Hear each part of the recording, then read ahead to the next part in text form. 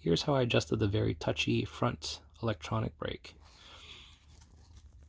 Right below the brake lever, there's a white switch, and as soon as that switch is released, that's when electronic brake happens.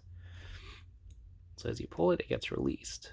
And what I did is I added a little spacer here. So I just took 3 pogo sticks, glued them together, and then duct taped it to the little handle here. So what it does is it delays when the electronic brake engages, because I want it to engage after the mechanical brake engages. The stock formation is it's set to electronic brake first and then mechanical brake, but the electronic brake is too abrupt. And you have to be careful here because you see how it extends out this already. So if your mechanical brake is set to engage already at that point, you have to loosen the cable.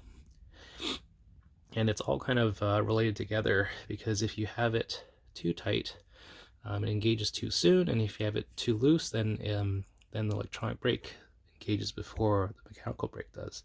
So you want the mech rear brake to engage first, and then the front electronic brake to engage afterwards. So how I have it set up right now is maybe about this point here is when the mech brake engages, and just a little bit further, you see how the light turned on? That's when the electronic brake happens. So about, I'd say maybe 30% when the mechanical brake is engaged, that's when the electronic brake engages.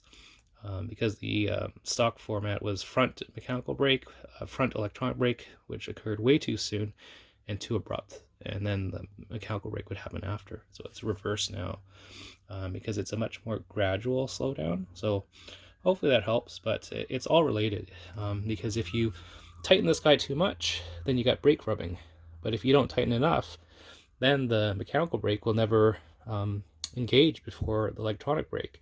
So they're all related together. So it's a fine balance. Right now my brakes are rubbing slightly because the rotors are warped.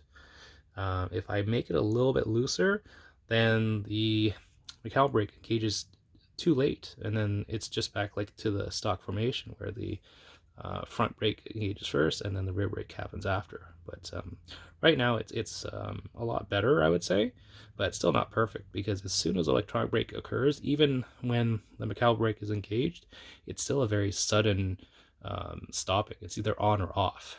So it's not as abrupt, but you can still feel it when the electronic brake engages.